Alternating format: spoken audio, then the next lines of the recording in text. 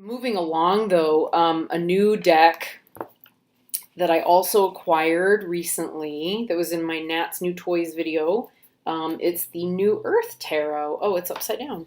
There we go. The New Earth Tarot second edition. It's gorgeous. It's so gorgeous. I had a little bit of time last night after I had my crash out and went to sleep to just pick it up. Why not? I'll just show some of it. I put it back in order. I'd been shuffling it a lot. But to pick it up and play with it a little bit. And wait, is it better here? Yeah, it's always better here. And I always struggle to remember that. As a round deck, it's really stunning. I'll do a full walkthrough and probably kind of semi-review of it at some point. I have not worked with it at all yet. I've just been holding it and looking at it and shuffling it and playing with it and just getting acquainted with my new friend. Its suit of swords is marvelous. And really takes a different look at the whole situation. So here's the ace, which I love. I love that depiction. And the two, which is lovely. Kind of a different, very similar and yet just a little bit different. There's swords that are out of use, but they're in balance and it's harmonious. And yet something's waiting to happen, right? What I'm really fascinated by is her Three of Swords. So here we have these three swords all balanced together with one another. Very, very close to a heart shape. And she, I think, calls those the heartstrings, and I am going to pull out her book. Her book is a big, beefy handbook, and it comes in the box, the book and box set. I read my way through the swords last night as a matter of just being with wow, a lot of people are looking at this hashtag. This is exciting. And I'm also looking at this new deck that I'm really excited about. And so I started by looking at the swords. And I read my way through the suit of swords last night. So she says with this one, this card portrays the straight and piercing energy of the Three of Swords, knotting the strings of the heart, which explodes in a wave of glorious, glowing energy connecting the individuals holding the three swords.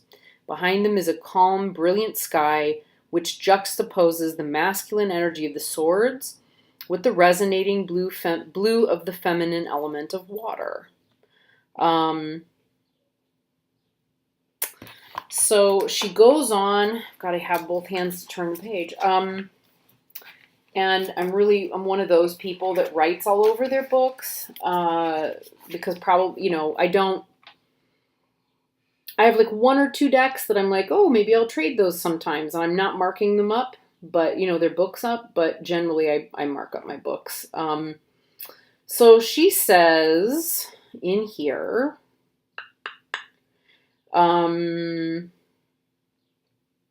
traditionally, this card is seen as a problematic love triangle, and I'd actually not ever come across that interpretation of, the image that we all are so familiar with. She says, however, this version also presents a positive example of three persons working in cooperation together to create a worthy outcome. It can relate to a three-part decision or process with its beginning, middle, and end. Whatever the situation, it is imbued with the tension of amazing energy. Okay, and then she also talks about, the air or mental qualities of three are greatly influenced by the heart in this card, which I keep turning here. Sorry about that, guys. When the mind is balanced, there is clarity and certainty. When the mind is out of balance, there is doubt and lack of self-confidence. Imbalanced thought will drive the emotion to imbalance. Here, the mental discipline of the sword is paramount. Balance must be maintained. If not, the emotion will plummet and the three will shift out of their harmony. So I like this one because when I think about threes, I tend to also think in terms of cooperative energies. You know, Pentacles has it, Cups has it, to some degree or other. Wands even kind of has that. You know, there's the sense that they're, you know, this is a person that's about to go out into the world and create. And none of us can do that alone. You know, he's looking towards the horizon and finding his people. And yeah, I don't know. It just feels to me like this has more of the truth in it. You know, by the same token, if these slip out of balance and this heart were to, you know, it could fall down onto the swords, right? If the balance is lost. So it holds that potential in there without limiting, you know, without limiting all of those elements. And I think that's what I love so much about it.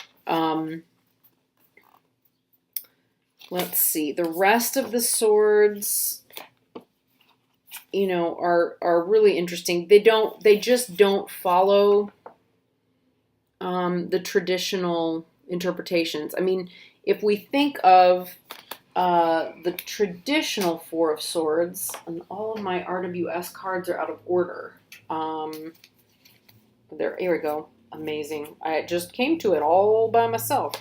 Love it when that happens. Okay, so in the original, you know, this is a dead guy, right? This is someone who's dead, but the mind is at rest, right? This is a mind. If this is a mental card and the swords are representing the mind, he is lying on his sword. The other swords are on the wall. The mind is at rest. The mind is at peace, right?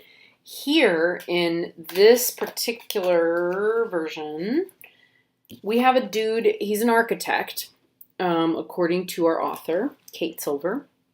He's an architect, and his mind is being held in focus. It's a perfect kind of meditative focus. And she makes the case that it's that kind of, and it's very Zen, very, very Zen. And of course, her background is as well.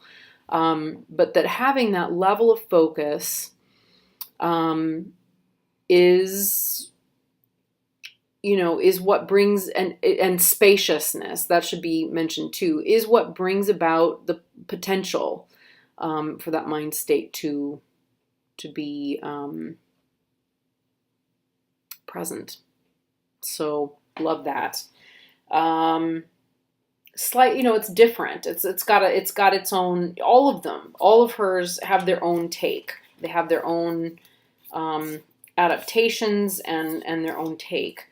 Her 5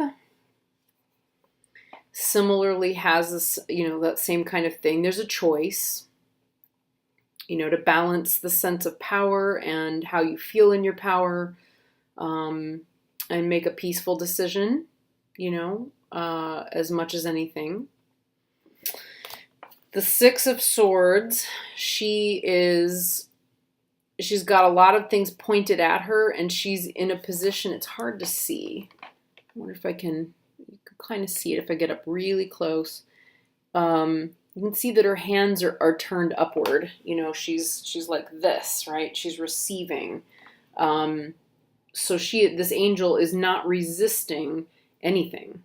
She's in a full place of acceptance. And there's a lot of other nuance to it that really felt very in harmony with the original intention. Oh, that's 5. Let me see if Okay, this was one that was interesting. So in here, she wrote, the voyage across, let's start back. The tense situation felt in the 5 of Swords has been shed, and deeper thinking is suddenly available. The voyage across troubled waters is ending. So mental and moral faculties are accessible and ready for use, etc., etc. So, yeah, she's paying homage to the original, you know, depiction in the RWS by mentioning the troubled waters, which I thought was clever. What a clever way to handle that. And yet, you know, she's letting us know through her verbiage about the card that she has not abandoned anything that comes from the original deck. Rather, she has said yes and, right? Yes, that's absolutely what it is. And I think it's also this. This particular deck creator is great. I mean, she's also coming to it. I'm trying not to do a review, but she's also coming to it from the place of really of her own experience, So here's her Seven of Swords, which she kind of it's definitely a wisdom card. It's of choosing, like, this is Icarus carrying swords. That's enough. I don't need to go into detail about every single one. I just get so geeked. Then we have our 8, where we're holding 2 perspectives in balance, which is kind of cool.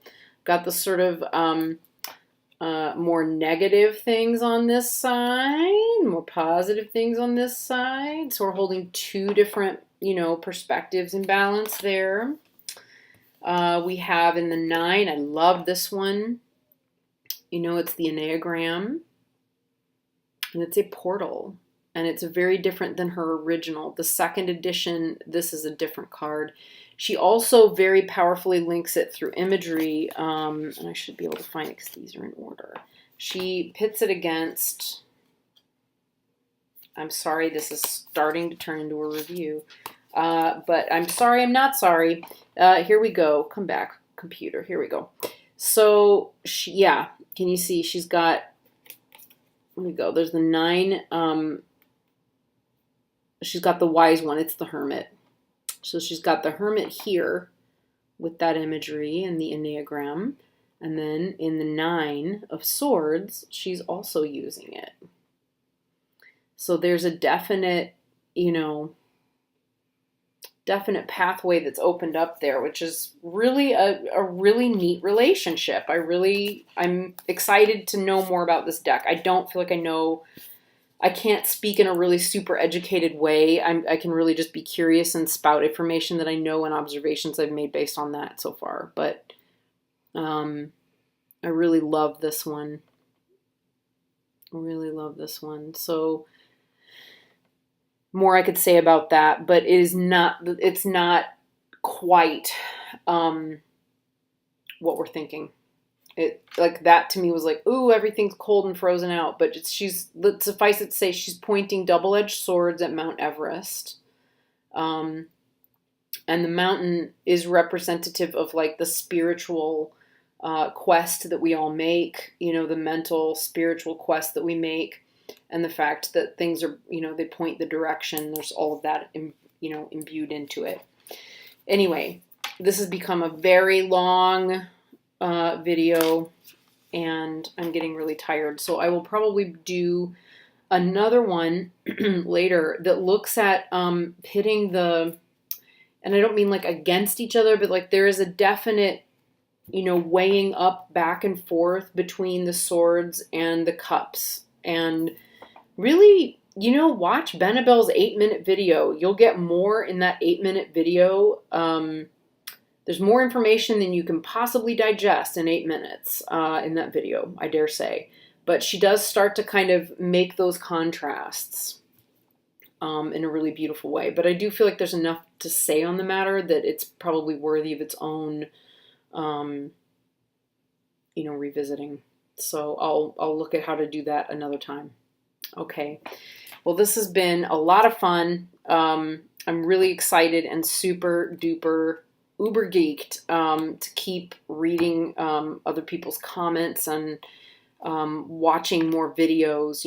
What do you think about swords? Like, what are your experiences of them? How do they affect you? How do you find different decks? How do you find working with different decks? How do you interpret, the cards? Jeff gave the most wonderful exposition last night about how each one of those cards functions for him when he works with clients, and working with really difficult kind of embedded thought patterns that can create disharmony in our lives. How do we reframe those? So, I'm just kind of curious, like, how do we all do that? Because everybody does it differently. And every time I learn something new, about the way that people see the world, it completely opens my mind and changes my view of the world as well, which I love deeply. I treasure it. So great conversation, guys. I'm sure there's more to come, and I just look forward to continuing it. So thank you so much. I will talk with all of you again very soon. All right. Thank you for watching.